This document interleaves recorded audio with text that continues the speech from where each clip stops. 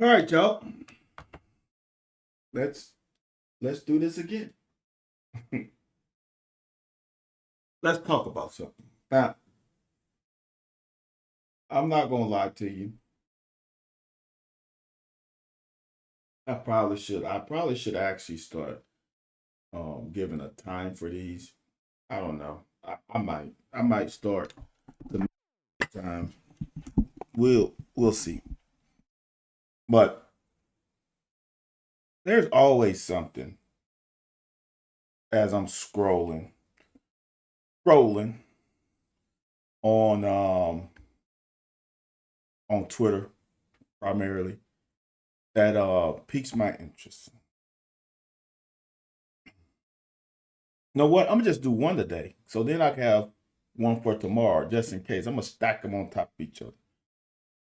So I gotta think about which one I'm gonna do. So there were two things, y'all. I'm not, you know, I'm gonna I'm gonna go with the Tampa Bay. No, no, no, no. You know what? I'm gonna skip that. Damn it, y'all. Now I'm second guessing myself. Now I'm trying to figure out which one I want to do. Let me go. Hmm. Because we did talk about Tampa Bay yesterday. You know what? I might just do both of them. Have an idea to end the playoff controversy. Okay, the Brickshaw. The Brickashaw. This is not the real the Brickashaw, is it? This is a guy that's taking your name. Hit me up. The Brickashaw. What's your idea? Type it out. 24 teams, conference champ gets automatic bid. Rest of ranked teams are ranked accordingly. Now, since the Brickashaw took me off of my intended angle, but this is labeled Let's Talk. So let's talk. So this is my issue with that. And this is why it gets tricky. All right. I've been talking about this for forever. Fans have all has I'm gonna say always talked about Kentucky's preseason schedule. Or not preseason, non-conference schedule. And why we playing MAC teams, et cetera, et cetera. And I've always said, I've combated it with this, is it takes two to tango. Not only do we as Kentucky have to be willing to play, for example, in Oregon, Oregon has to also want to play us. And at the end of the day, if we are being honest with it, Oregon has nothing to gain by playing us. Ohio State has nothing to gain by playing us. Michigan has nothing to gain by playing us. Who else? Non-conference. Penn State has nothing to gain by playing us. USC has nothing to gain by playing us because if they lose to us, they get nothing from it. It promotes us, influence us. It does nothing for them. If they lose to us, now it's a problem. So therefore, the teams who schedule a difficult non-conference game, they are typically going after the one of the big boys. So that's why you would get Alabama or Georgia playing Ohio State, Oregon, etc.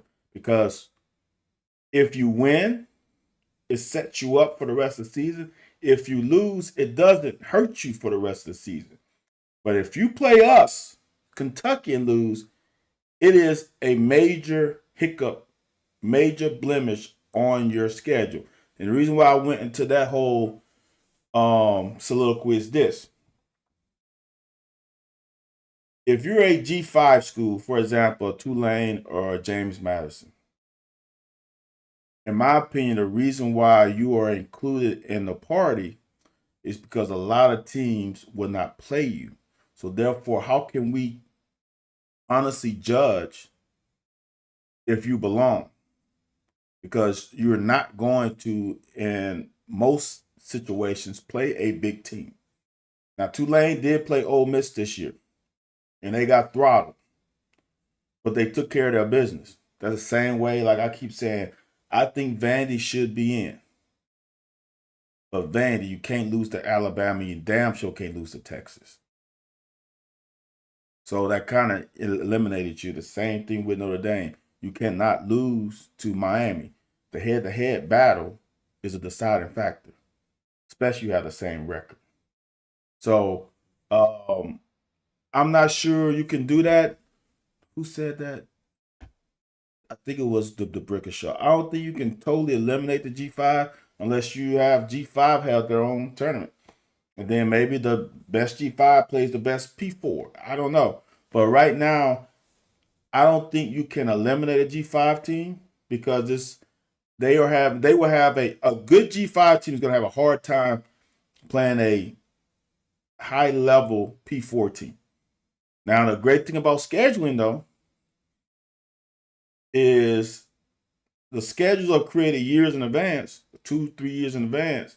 Maybe you are a G5 school that might be down at a point, and then you elevate yourself by the time you play that game that's been scheduled 2 years ago, that P4, and then you can say I want a head-to-head battle against a powerhouse, and now you were in the playoff because you beat that team, and your schedule should promote you to be probably undefeated at the end of the season. And now, how can somebody on the committee eliminate you if you beat a P4 team? Maybe that's their only loss. So I hear you. I understand. I'm not sure how you can rectify it. I really don't.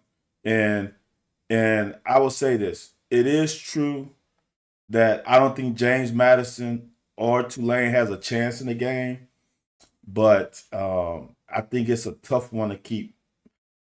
You might not have two of them. Here's the thing, though. You might not have two. I appreciate that, young Smitty. Here's the thing. You might not deserve two. But you wouldn't have two if the ACC did what the hell they were supposed to do. You know what I'm saying? Like,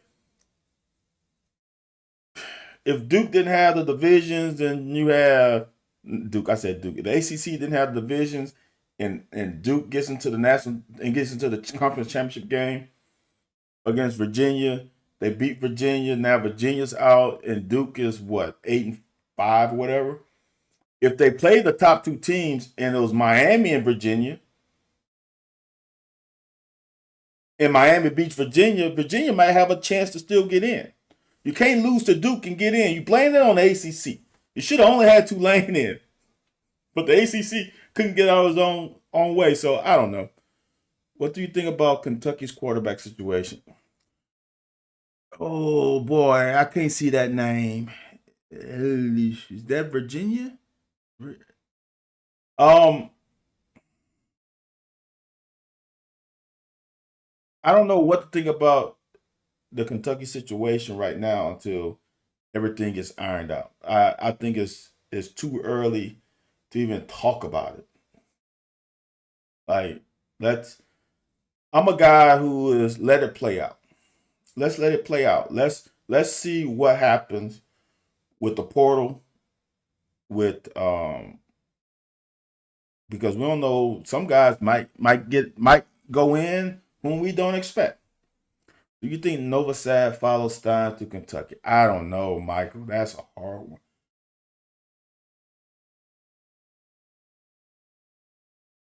I guess it all depends on if Dante comes out. I don't know, man. It is. Here's. I'm gonna be honest. Let's be honest.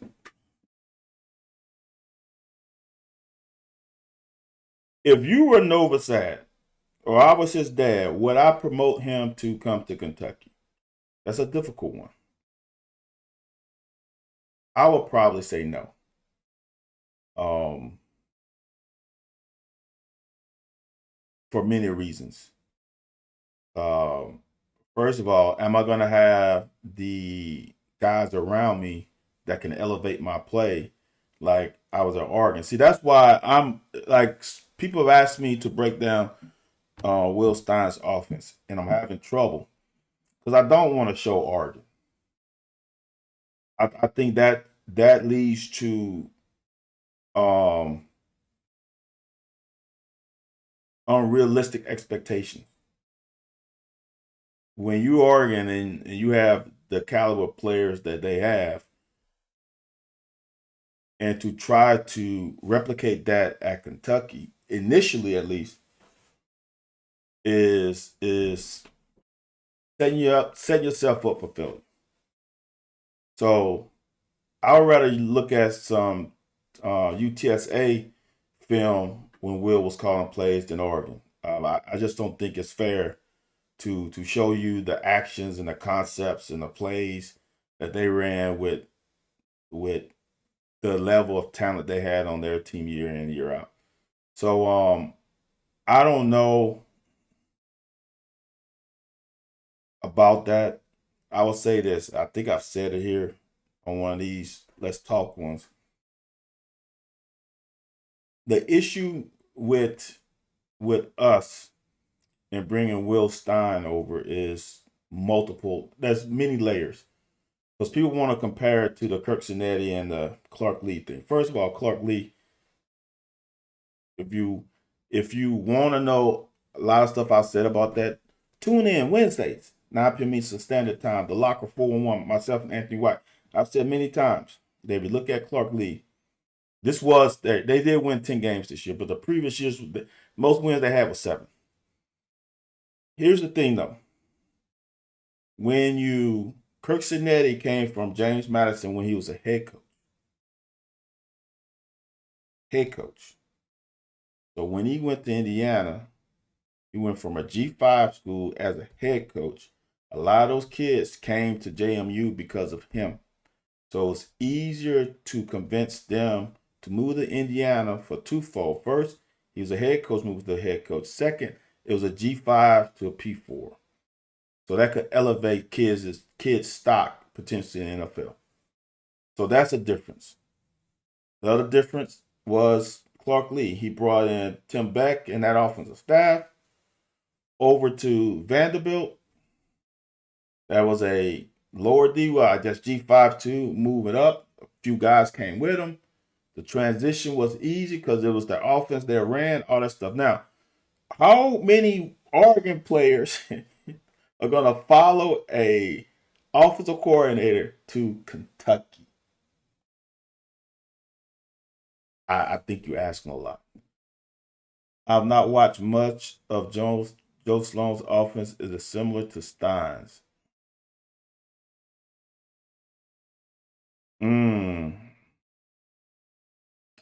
That's a hard one. Similar? Sure, I'll go with similar.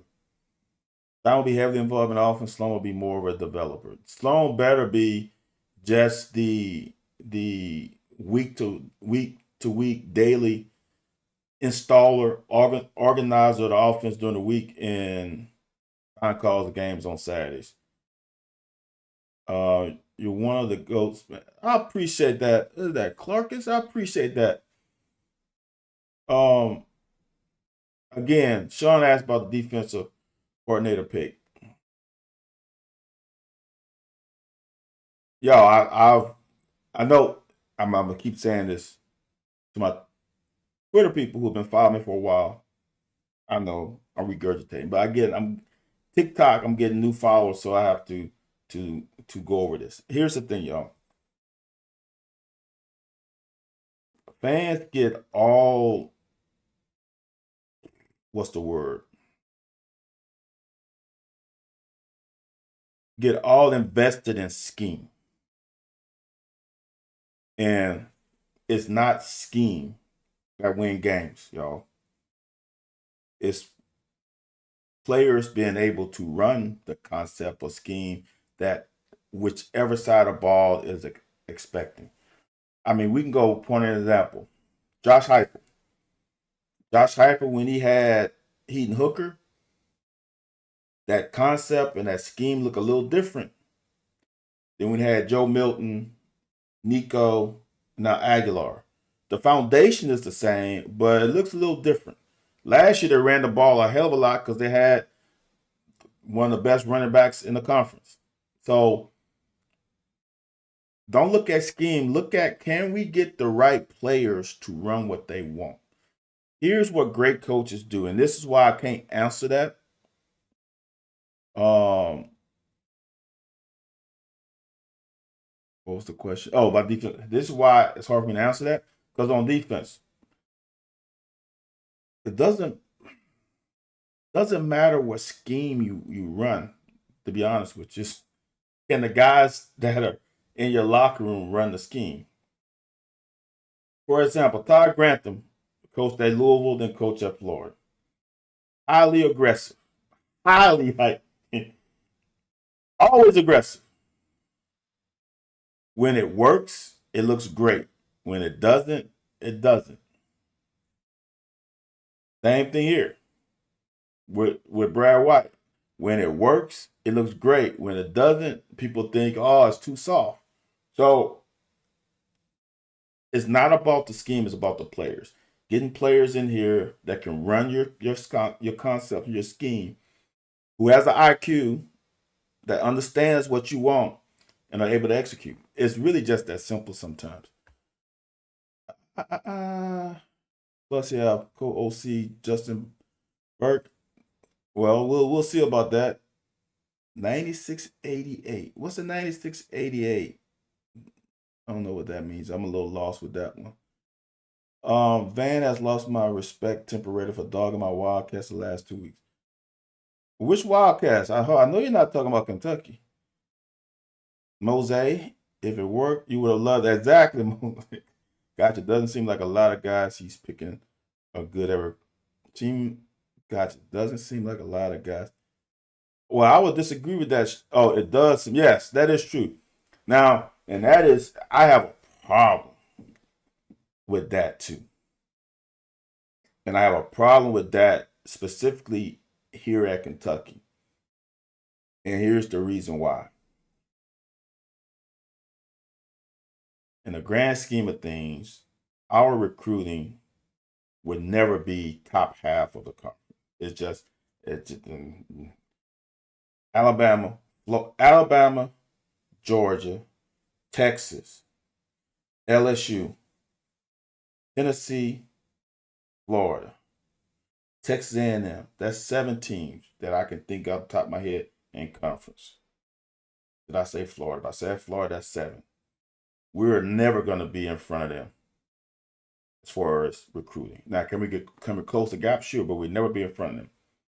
So for me, the recruiting chops are important, but we're going to be in the bottom half, or how we have been for forever, the bottom third of conference as far as talent, raw talent. So for me, if you're if you are hiring coaches for their recruiting chops, they better bring in top half. Now, if they do that, then what I'm about to say, I'm wrong. I need coaches who can teach, because you're not going to have the top talent. But what you can do is be a great teacher to teach the players who might not be as talented, raw talent, but maybe have a great IQ. And with teaching, you can increase their success on Saturdays if they are able to have that IQ. So for me as a coach, I need some teachers. Because if you're just going off recruiting at Kentucky, I don't think that's the right angle, because you're not going to be in the top half of conference in recruiting. Now, if you are, everything I just said is wrong. So that's me. What chance you think Stein pulls a Cignetti? I think it's almost impossible to pull a Cignetti. I just think you're not doing apples to apples. Now, I would say this would be how he could potentially have pulled a Cignetti. 2 things. First of all, the University of Kentucky would have had to increase funding That's the big one. Second, if Will Stein was the head coach of UTSA and he moved to Kentucky, then I would say he has a chance. Now, the only problem is we went to a he is coming to a buzzsaw with the increase of conference games to 9. Now you only get 2 non-conference games. As Nick Ross put on Twitter, he said, we got to take care of South Carolina, Missouri, and who was the third team?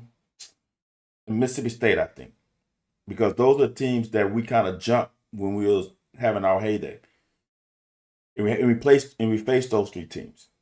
The problem with now facing those 3 teams is when back in the day we also had 3 non-conference games. So those 3 non-conference games and those 3 games got us to 6.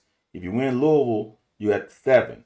You get a couple upsets, now you're at 8, potentially 9. Now you can only get to 5 if you beat those 3 teams. So you're not even bowl eligible. That's the big difference. It was Vandy, Missouri. Okay, Vandy, Missouri, South Carolina. That was okay. So I don't think so. He also did it in the Big T. Yeah, we don't have bye weeks, man. Who said that? Was that Caleb for Ohio State? I saw an interview, a clip of an interview. The difference between the SEC and the Big Ten is you don't have that additional bye week when you play somebody else. That is the biggest thing. People don't understand. Here's the thing. I ain't even see. Now we're just gonna talk. So we'll get to 30 minutes. So I'm not gonna even pull out what I was supposed to pull out. What's up, John? So the difference between the SEC and all other conferences and why it's the best conference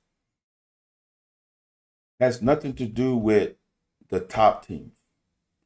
Because every conference has top teams. Like their ACC has a top 1 or 2 teams. The Big Ten has a top 2 to 3 teams. The Big 12 has a top 1 or 2 teams. Like BYU to me is the one team that has the right to gripe about not being in the playoffs. They're the only team. Because they only lost to the team that's in the playoffs. And not only is the team they lost, to twice in the playoffs, they're a top 4 team in the playoffs. That's the only team to me that has a gripe. No one else has a gripe. So all those conferences have a top tier team that should be in the playoffs. The problem with all the other conferences is we don't have a bye week during the week. We don't get a chance to play Rutgers or Maryland or Boston College, Minnesota, like a Northwestern. We don't get a chance to face those teams. So that's why it's the best conference, because week after week, attrition happens because of the physicality of the league and the talent of the league. You're going to have injuries. Injuries happen in all conferences. The only difference is in those other conferences, you can rest your players against one of the lower ranked teams that you play. It's really, that's the difference to me. I would just say this, the Breaker Show, IU here. Now, this is just for me, truly following college sports since I've been in college. So since 93. People have to understand that IU has been good in the relative modern day. They had Trent Green when I was a freshman at Kentucky, and they beat us. And I think they finished that season 9-3, and I think they had a chance to win the Big Ten, but they lost to Penn State. And the reason why I know this, when I was with the Bears, Bobby Ingram talked about that game. I think Penn State prevented them from being Big Ten champs. It's not that IU has sucked the whole time. Their history is bad. Like our history in the 50s was good. I understand the stat, but it's a little misleading. Nick, I appreciate you even tuning in, Nick. I appreciate that clutch. The state is red. This is Nick. Pop your collar, Nick. For me, I have no problem. Y'all whipped our ass the last 2 years, right?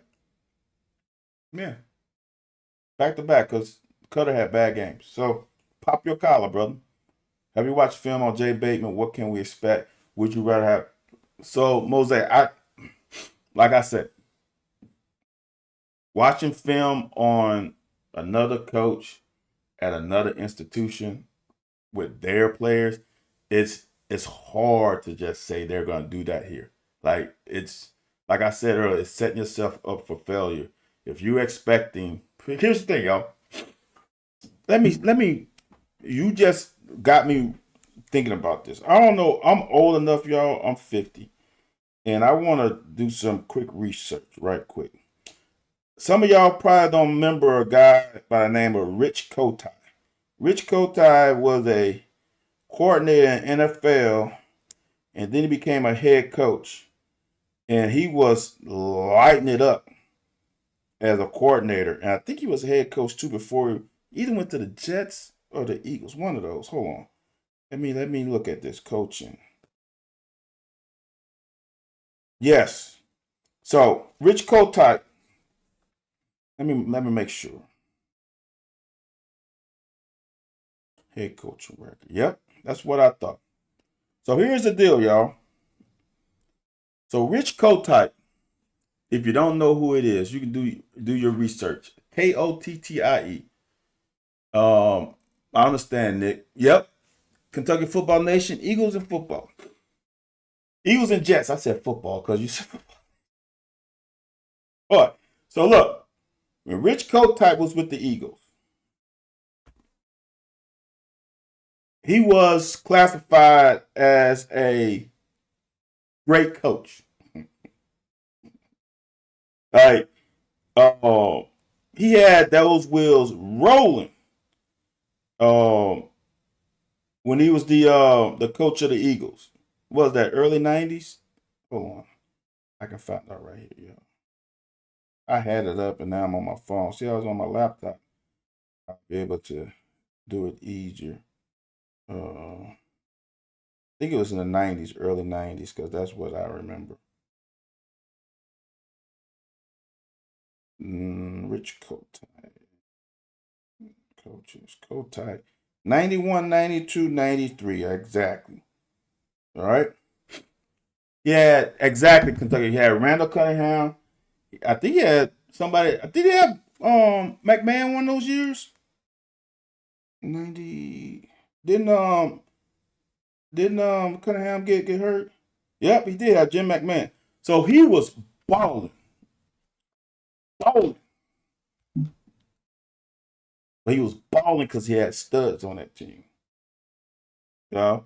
He was balling because he had players. He had a quarterback. So everybody thought he's gonna be that dude. Until he went to the Jets. Hold on. Let me tell you what the record was.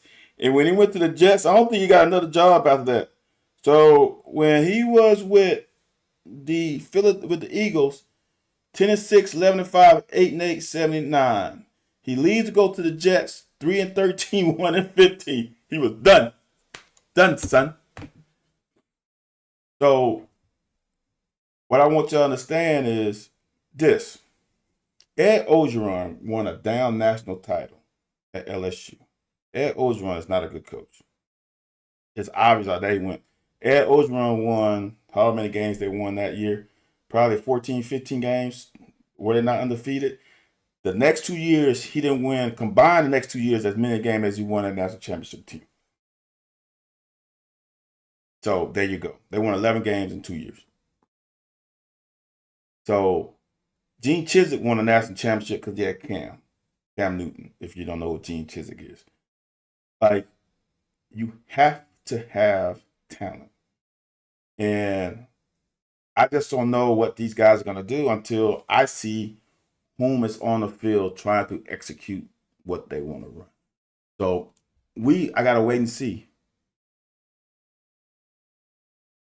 Um, okay, now y'all arguing in the chat. That's cool. I think Stone Saunders could be a real threat with development.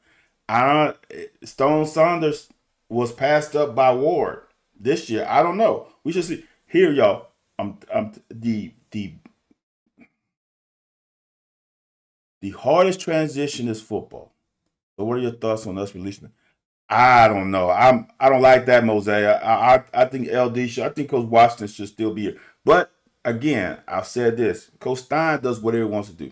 He's got to get comfortable. If he don't want Washington as a wide receiver coach, I can't say anything about it. I think the guy's a great ass coach though. But we'll see. The toughest jump, y'all, in football, as someone who had to do it, is from high school to college. It's not even close. Not even close. And a lot of these high school offenses, since I'm coaching high school, does not promote. It doesn't translate to college. Just like college doesn't necessarily translate to the NFL. The simplification of the offenses. A lot of teams just have more talent than another team. It's tough. So sometimes, plus on top of that, y'all, I can't imagine being a superstar in high school, getting all the pub, getting all the. Because when I played, y'all, we still had to read newspapers.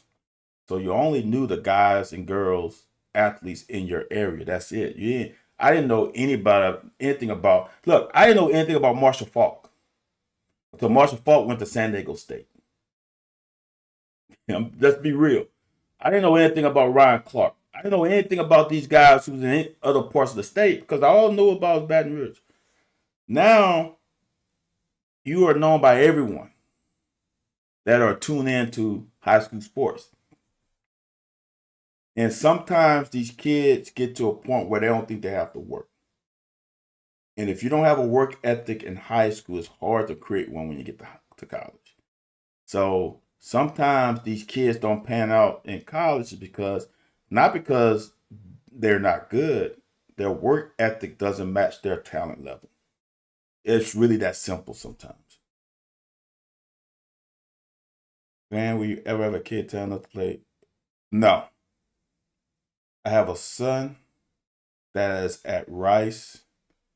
He's a track guy. He could have ran track for some D2 schools, but the kid made a 35 on the ACT. Very smart. He wanted to go to school. He wanted to get to the best school possible. He had a choice of UPenn and Rice.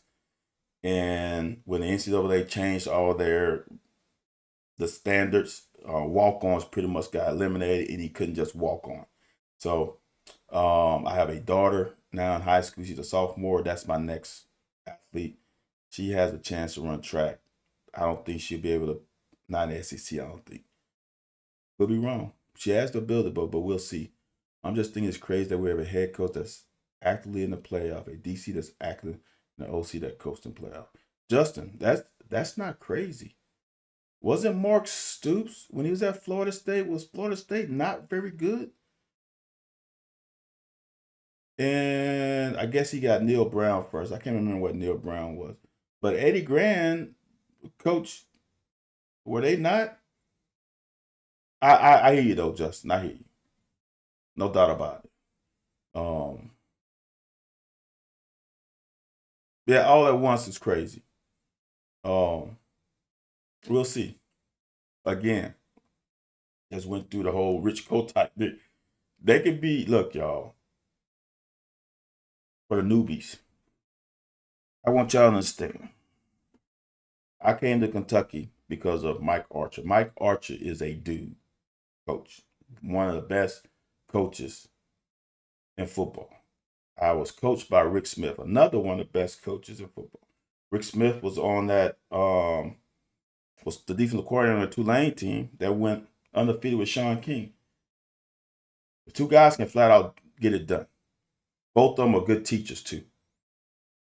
And at Kentucky, we as players made them not look good as coaches sometimes. I'm just saying. So great coaches can look average with the wrong type of players. I think it would have been a home run high to get Bob Chesney. The Brickasaw, I'm going to say this. I don't think Bob Chesney would create the energy that Will Stein is creating. That's getting a home state kid. I shouldn't say hometown, home state kid who dad played for UK.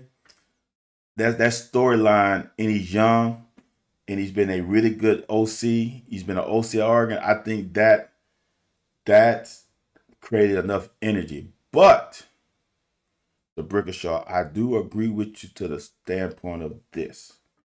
If you got Bob Chesney, like I said earlier, you would have had more likelihood. Hold on, y'all. I'm texting my kid.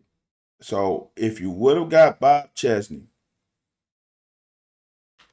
you would have had a more likelihood of experiencing, literally, I guess they did come from the same school, literally a Kirk Cincinnati or Beck coming to Vanderbilt type of situation, because you could have poached some of those JMU kids to come to Kentucky with Chesney. I'm not sure the energy, the anticipation, how all you guys and girls are feeling about the the temperature of UK football wouldn't be as hot as it is right now.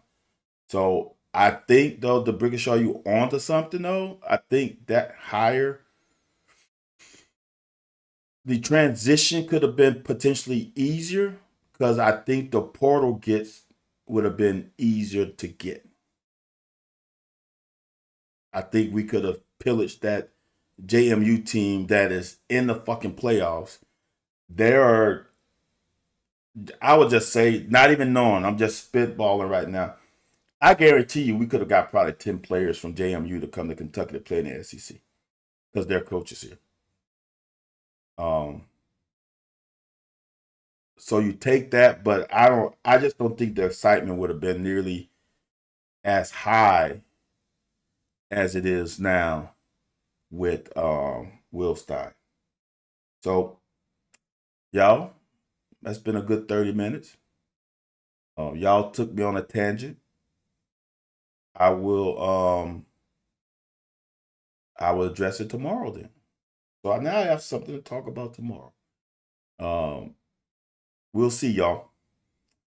I appreciate the questions. I want all y'all on TikTok to keep following me.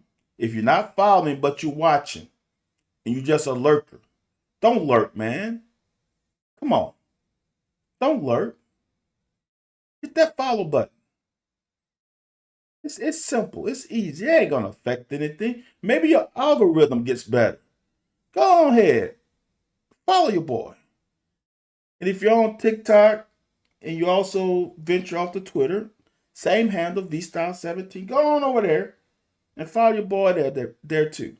And if you want to follow me on YouTube, which to me is a good one to follow me on, I need to get about 500 more followers there. Driving with Styles over there. I appreciate y'all. Go over there and follow, subscribe. It's free. To subscribe on YouTube is free. So I appreciate all y'all watching. TikTok, Justin, it's the same as on Twitter, VStyle17. The exact same. With that said, y'all, I will see y'all tomorrow because I got something to talk about. Hope y'all have a good evening.